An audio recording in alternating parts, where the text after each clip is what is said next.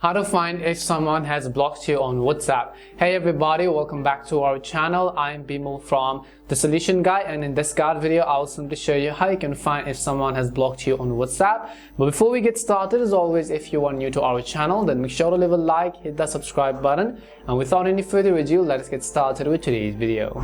First things first, simply make sure that you have either downloaded or updated the WhatsApp app to the latest version. You can do this by heading over to your app store, in the search box typing in WhatsApp. Go ahead and simply either download or update the WhatsApp app to the latest version.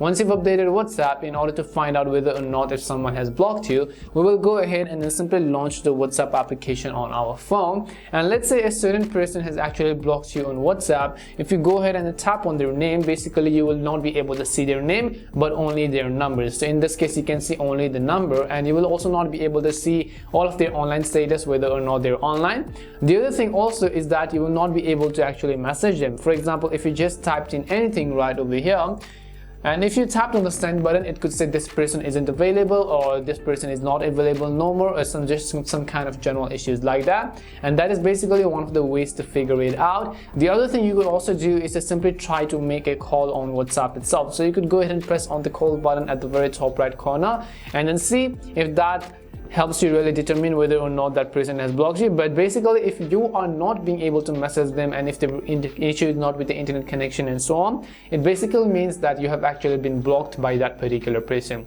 And hopefully this video answered your question. We hope the video was really helpful, and if it did help you, then make sure to leave a like and subscribe to the channel. If you have any more questions, queries or doubts, simply also make sure to leave them down below. Thank you very much for watching till the end, and see you soon in our next video.